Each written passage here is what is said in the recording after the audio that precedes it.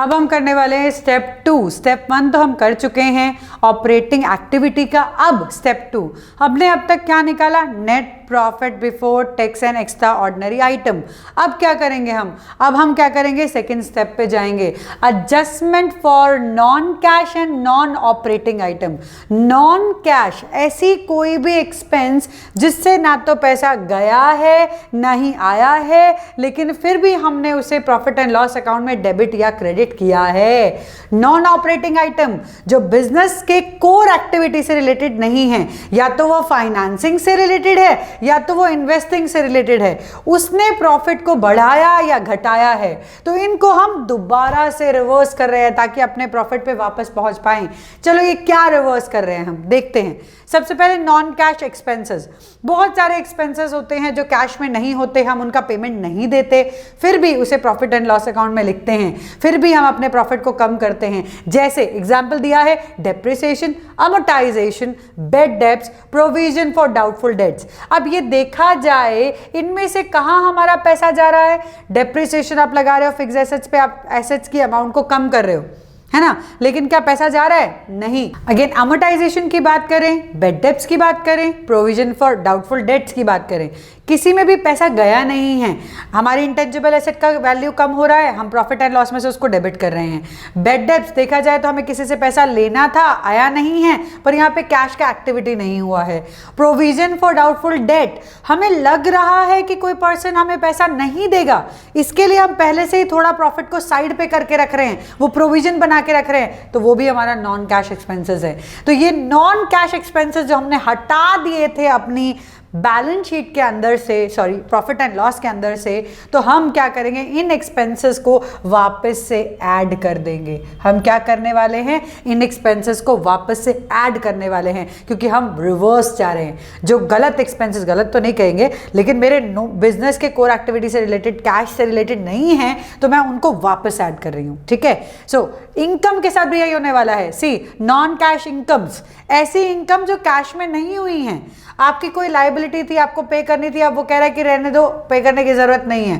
ठीक है, अब पे करने की जरूरत नहीं है तो आपको फायदा हो गया। डाउट, अब यह देखो, डेप्ट रिटर्न ऑफ, कोई आपने बेड डेप्ट लिखा हुआ था, उसको वापस रिकवर्ड हो गया। रिकवर्ड वैसा वाला नहीं, डेप्ट रिटर्न ऑफ का मतलब होता है कि आपने कोई डेप्ट देना था, आपने कोई अमाउंट देना था, वो आप नहीं दे रहे हो अब, तो आपको फायदा हो गया, है ना। प्रोविजन आपने बना रखा था डाउटफुल डेट का, वो ज्यादा था, उसमें से कुछ पैसा निकाल रहे हो, तो क्या it is a non cash incomes. ये कोई क्या किया था आपने, कैश में से निकाल के साइड थोड़ी रखा था, या कहीं से आया पैसा कहीं से गया पैसा, ऐसा थोड़ी हुआ है, नहीं हुआ है। यहाँ पे कोई फ्लो नहीं हुआ है कैश का।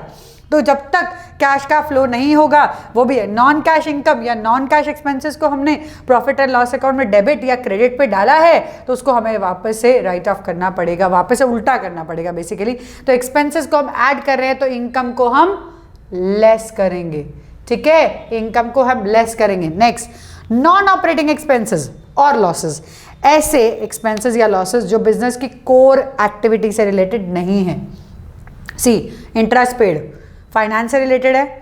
डिस्काउंट और लॉस रिटर्न ऑफ, फाइनेंस से रिलेटेड है। Loss on sale of any fixed asset, investment से रिलेटेड है, बिजनेस की कोर एक्टिविटी से रिलेटेड नहीं है।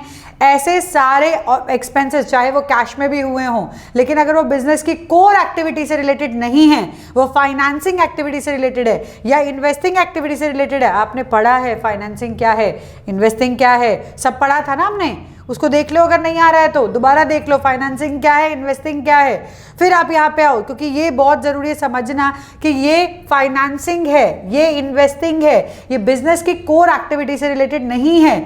इसीलिए इन सारे एक्सपेंसेस को हम वापस से ऐड कर देंगे, एक्सपेंसेस को ऐड कर देंगे। Same way non operating income and gains, ऐसी कोई भी गेन हुई हो आपको जो बिजनेस के कोर एक्टिविटी से रिलेटेड नहीं है, आपने कोई एसेट को सेल किया फिर आपको प्रॉफिट हो गया, आपने कोई इन्वेस्टमेंट की, इंटरेस्ट आ गया, आपने प्रॉपर्टी में इन्वेस्टमेंट की, रेंट आ गया, तो क्या आपका प्रॉपर्टी का काम थोड़ी है, वो इन्वेस्टमेंट है आपकी। तो उससे आपको एक इनकम मिल रही है, तो वो नॉन ऑपरेटिंग इनकम्स हैं। नॉन ऑपरेटिंग इनकम मतलब बिजनेस की कोर एक्टिविटी से रिलेटेड नहीं है ये इनकम्स, ये फाइनेंसिंग से रिलेटेड है या ये इन्वेस्टिंग से रिलेटेड है, इसीलिए हम इसको वापस लेस कर देने वाले हैं। इसको हम क्या करने वाले, रिवर्स कर रहे हैं बेसिकली। तो हमने क्या किया, नॉन कैश एक्सपेंसेस को भी ऐड कर दिया, नॉन कैश इनकम को डिडक्ट कर दिया, नॉन ऑपरेटिंग एक्सपेंसेस को वापस ऐड किया, नॉन ऑपरेटिंग इनकम को लेस किया। इस तरीके से हम पहुंचेंगे operating profit before working capital changes.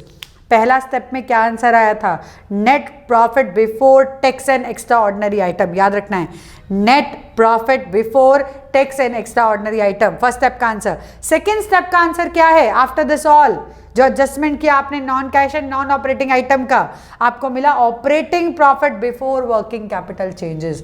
Operating profit before working capital changes, ध्यान देना है, ये आंसर है मेरे सेकंड का। तो ये याद नहीं रहेगा तो मैं क्या कर लूंगी, फिर वो प्रॉब्लम आ जाएंगे, स्टेप्स प्रॉपर नहीं होगा, सम प्रॉपर नहीं होगा। तो इसीलिए पहला step net profit before tax and extra ordinary item, second step operating profit before working capital changes, before working capital changes, ये वर्किंग कैपिटल चेंजेस का ही थर्ड स्टेप है।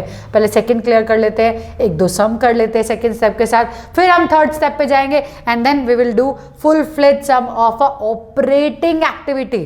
ऑपरेटिंग, फाइनेंसिंग एंड इन्वेस्टिंग तो बहुत ईजी है, don't worry, वो साथ में हो जाएगा, टेंशन नहीं लेने का, एक बार आराम से सब देख लो।